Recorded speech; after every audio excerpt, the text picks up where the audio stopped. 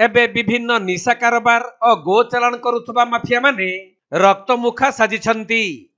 चालान समय रे समानंकु पुलिस की लोक माने प्रतिरोध कले गोली करिबा को मध्य पछाउ नाहंती। माफिया माने एस्कॉर्ट गाड़ी सहित चालान करुथबा बेले सांगरे रखुछंती बंदूक।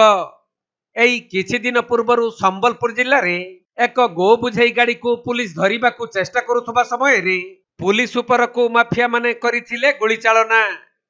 सही परी रायगड़ा पुलिस एक गंजाई भर्ती पिकअप गाड़ी को धरिथिबा बेले सही गंजाई भर्ती पिकअप गाड़ी को एस्कॉर्ट देई नै जाउथबा एक कार भितरु गोटिए पिस्तल को जबत करी 6 जन को गिरफ्त करिथिले।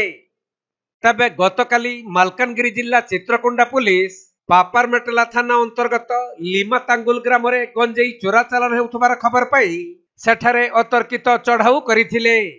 एही समय रे गंजाई चोरा चालानकारी माने पुलिस टीम उपरे आक्रमण करिबारु चित्रकोंडा थानार होमगार्ड देवेंद्र राउत अति गुरुतर होइछंती।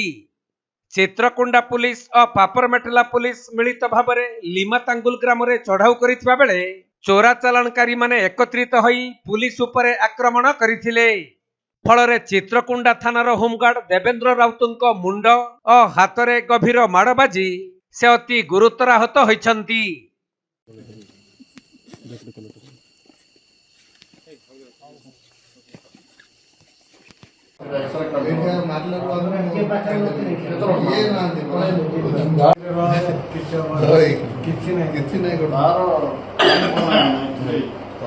मालकानगिरी जिल्लारू संतोष कुमार पंडा रिपोर्ट, कोणार्क लाइव।